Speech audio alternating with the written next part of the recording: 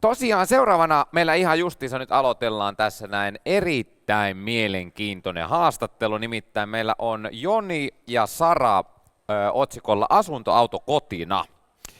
Fantastic YouTube-kanavaa pitävät Joni ja Sara ovat pariskunta, jotka möivät 3 vuotta sitten koko heidän omaisuutensa ja lähtivät kiertämään maailmaa retkeilyautolla. He saapuivat sitten takaisin Suomeen, mutta kuitenkin sitten elämä retkeilyautossa jatkuu edelleen. He kuvailevat itseään minimalisteiksi, jotka nauttivat simppelistä elämästä ja pyörien päällä elämisen tarjoamasta vapaudesta. Ja pääasiassa he elävät leirintäalueiden ulkopuolella luonnon keskellä. Toivotetaan lämpimästi tervetulleeksi tänne lavalle Joni ja Sara. Joo, kiitos. Sinne on puhelin jäänyt jollain. Eiköhän hän tule hakemaan. Joo. Jes, mitenkäs teillä on lähtenyt lauantai täällä messuilla liikenteeseen? Ei mitään, vaihdettiin aamulla kaasupulku loppu, mutta muuten meni ihan hyvin. Käytiin lounalla tuossa syömässä just. Hyvin on lähtenyt. Ihana nähdä, että täällä on näin paljon porukkaa ja kaikki käytävät täynnä ihmisiä. Joo. Kaikki on todennäköisesti saapunut teitä kuuntelemaan tänne.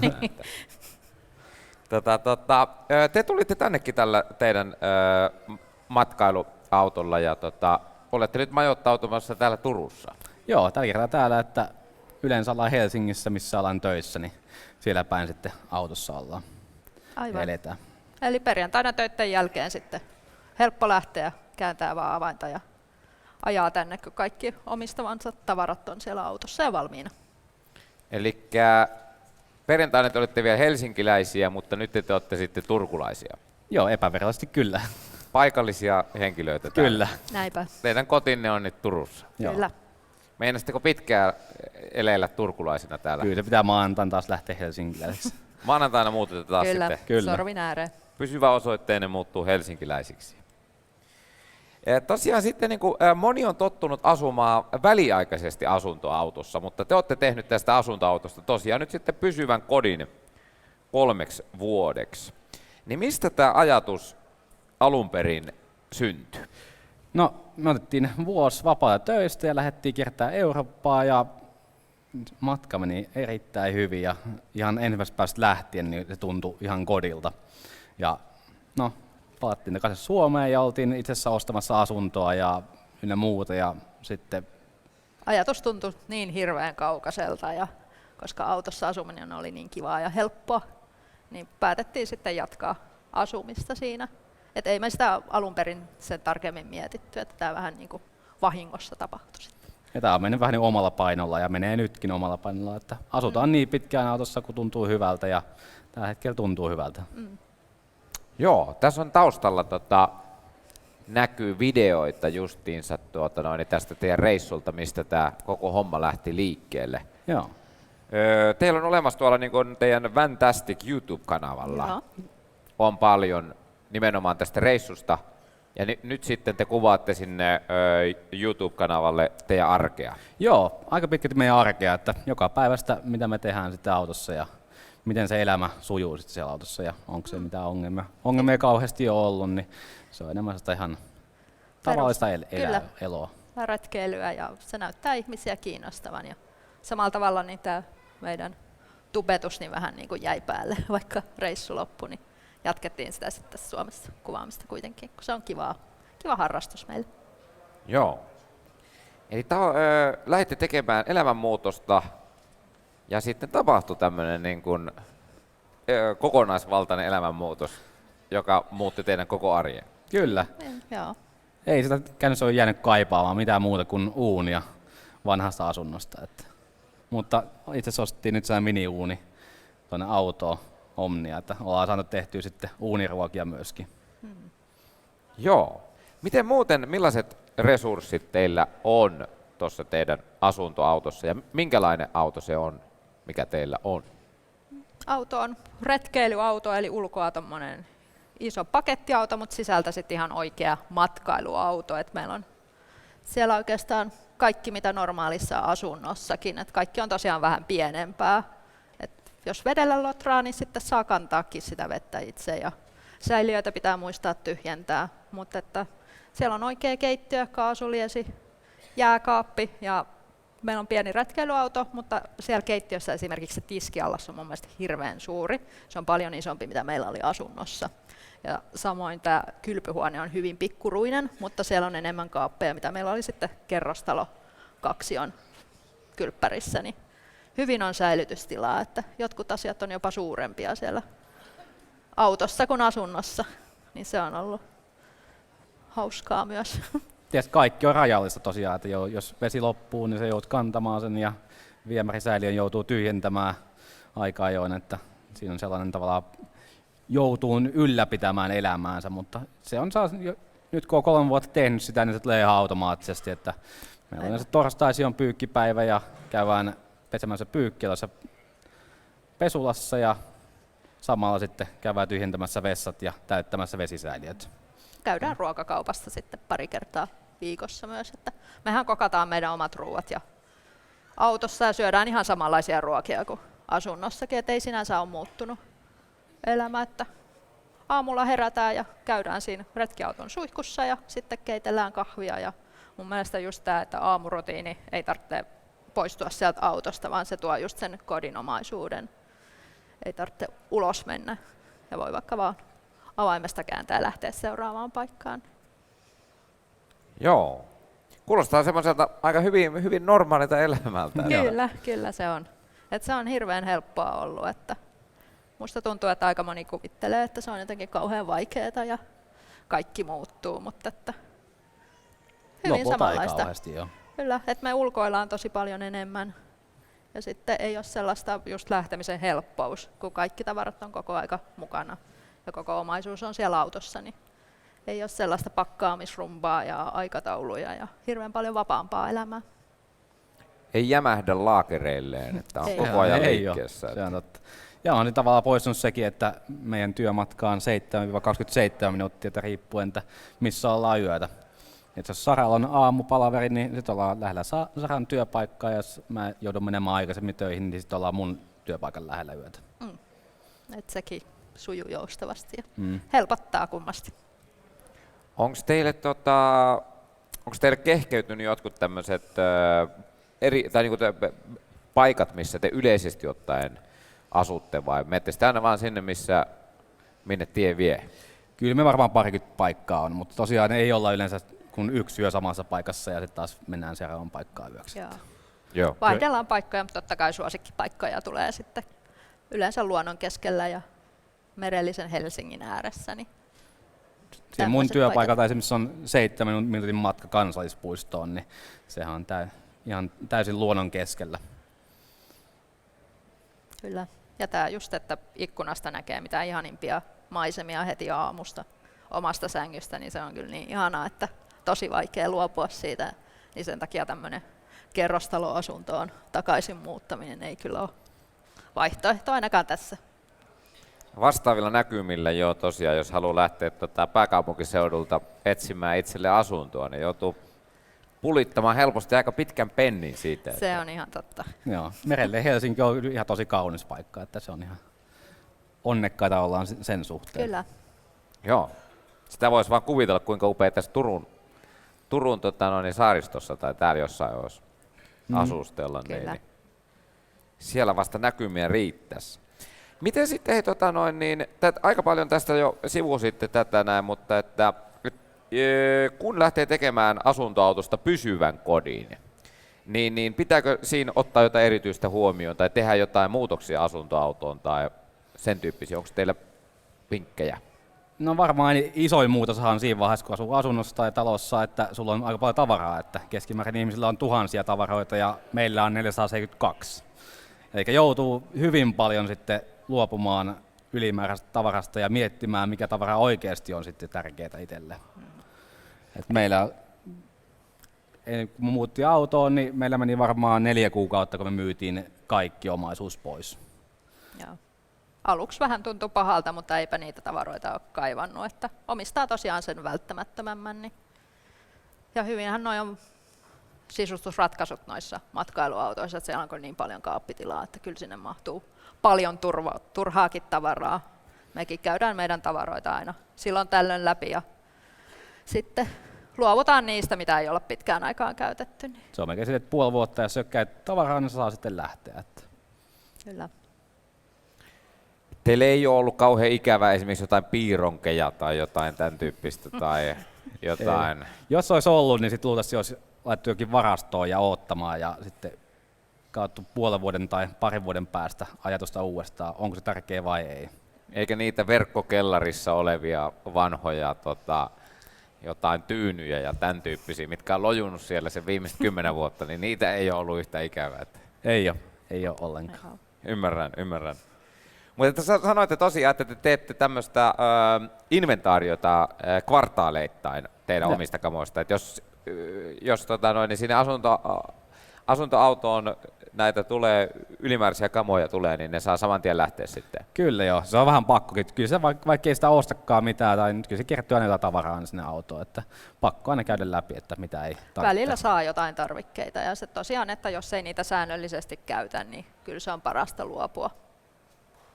Ja helpottaa sitä arkeakin, kun ne kaapit ei ole ihan täynnä pursuille, kun joka kerta avaa sen komeron, niin sieltä hyökkää kaikki, että siellä on vähän sitä ilmatilaakin. Niin saa sitten just sen, minkä sieltä haluaakin. Sujuvampi arki. Joo. Mä voisin kuvitella jo se, että silloin kun se tavaramäärä on niin kuin sillain jossain määrin hallittavissa, niin se on silloin myös sitten niin kuin helposti nimenomaan siitä pääsee luopumaan myös helposti siitä tavarasta ylimääräisestä, jos siellä on semmoisia. Sitä kanssa puhuttiin tuossa ennen tätä aloitusta, että niin kuin paljon teille tulee varmaan kysymyksiä kanssa tämmöisestä, että miten te niin kuin siis pystytte elämään, jos teillä ei ole niin kuin osoitetta eikä niin kuin kaikkea, että miten tämmöinen niin kuin siis, ei herran jestas, että eihän tämmöinen nyt voi tapahtua oikeasti. Että niin kuin. No osoitettomuus on aika, moni kysyy aina sitä, että onko se osoitetta, ja mä sanon vastaan, että ei ole osoitetta. En mä ole tarvinnut itse asiassa, mulla ei 2 vuoteen tullut mitään paperipostia, että kaikki tulee sähköisenä tai sitten e-laskuina, jos on laskuja tai vastaavaa, että ei ole missään vaiheessa tullut vastaan, että olisi osoitetta tarvinnut missään. Totta kai se aina vähän ihmetyttää, on se sitten työpaikan palkkahallinto, kun kysyy osoitetta, ne laittaa sanoa, että ei ole, ja ne laittaa viivan sinne järjestelmään, mutta sinä tarvetta sille ei ole ollut.